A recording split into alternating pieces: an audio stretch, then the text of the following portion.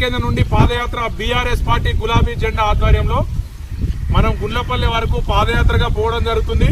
తప్పకుండా ఈ మండలంలో ఉన్న ప్రజలందరూ కలిసి ఈ పాదయాత్రలో పాల్గొని ఈ ఎమ్మెల్యేకు ఈ కాంగ్రెస్ ప్రభుత్వానికి కనువిప్పు కలిగేలా నిరసన తెలియజేయాల్సిందిగా నేను కోరుతా ఉన్నాను. ఈ గ్రామ ముద్దుబిడ్డగా మన అందరం నెల 21వ తేదీ రోజు ప్రతి ఇంటి నుంచి మనం ఈ పాదయాత్రలో పాల్గొని మన నిరసన తెలియజేద్దాం. ప్రజలారా ఒక్కసారి చూడండి, ఇది ఇంకొక 2 వర్షాలు పడితే మళ్ళా ఈ కల్వట్టు ఈ రాకపోకలు బంద్ అయ్యే ప్రమాదం ఉంది.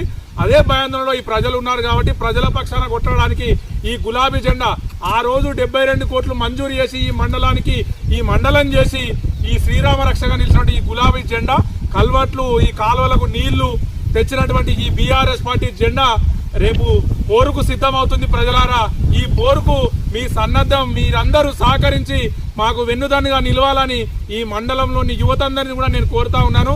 తప్పకుండా ఈ నెల 21న గుర్తుపెట్టుకోండి ప్రజలారా, ఈ నెల 21న బీఆర్ఎస్ పార్టీ జెండా ఆధ్వర్యంలో నిరసన కార్యక్రమం డబుల్ రోడ్డు గురించి మనం మన హక్కు కోసం పోరాడే సమయం ఆసనమైంది.